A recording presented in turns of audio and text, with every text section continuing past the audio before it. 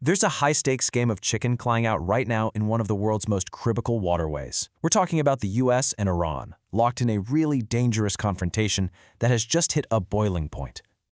You know, that's not a line from a movie. That is the actual chilling warning that was broadcast from a US Navy vessel just moments before they took action against an Iranian cargo ship. So that warning? It was the climax of a really dramatic event, the very first interception since the US started a naval blockade last week. An Iranian ship was seized, and tensions, which were already sky-high, just went through the roof.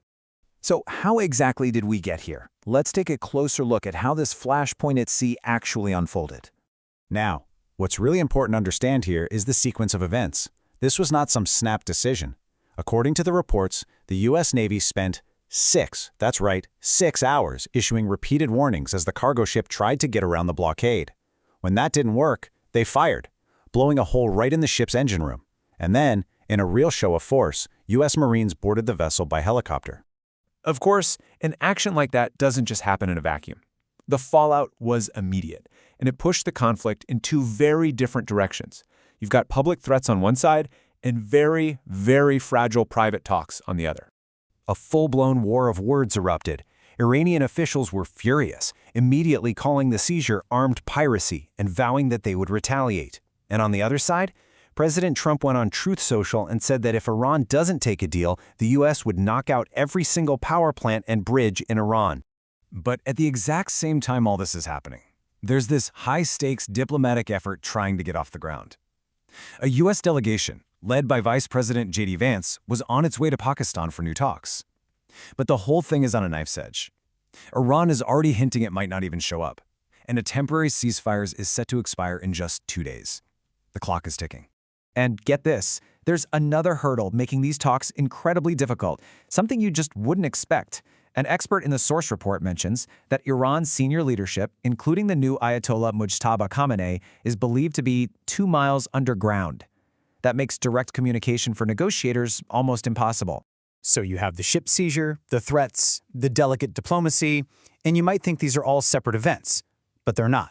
They're all part of what one analyst calls the US's squeeze play. Which brings us to the central question, right? What is the actual strategy here? What is all of this supposed to achieve in the end? Well, according to a former CENTCOM command director cited in the source, it's a very deliberate 3-layered approach. First, you had the military pressure from earlier bombing campaigns against drone and missile sites. Now, you layer on top of that economic pressure, which is exactly what this blockade is all about. And the hope is that those first 2 layers read to the 3rd layer, diplomatic pressure. All of this pressure, this whole squeeze play, is designed to do one specific thing: to squeeze Iran so hard that everybody is forced back to the negotiating table, to hammer out a deal that makes it crystal clear that Iran cannot pursue a nuclear weapon. That's the endgame. But here's the thing. When you apply this much pressure in such a volatile part of the world, you're playing an incredibly dangerous game. This squeeze play comes with enormous risks of things spiraling out of control.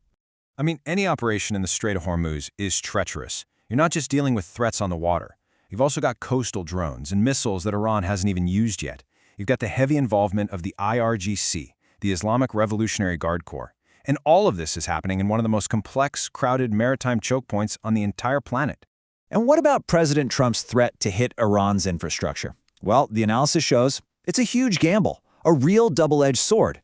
On one hand, sure, it could effectively blind Iran and knock out its war machine. But the downside? It's huge. You risk turning the Iranian population, a majority of whom already hate the current regime, against the US. And in doing so, you could completely kill off any internal protest movement.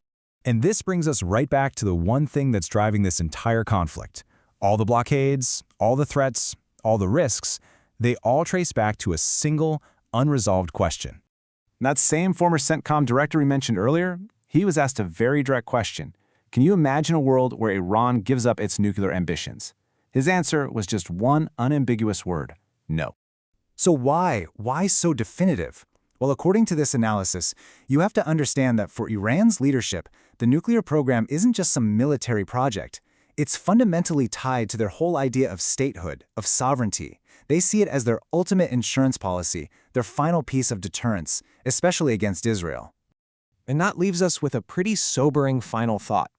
If Iran will not negotiate away its nuclear ambitions, and if a direct military conflict carries unacceptable risks for everyone involved, it pushes us toward a really difficult question that's hanging over this entire confrontation. Is the only path forward one that leads to regime change?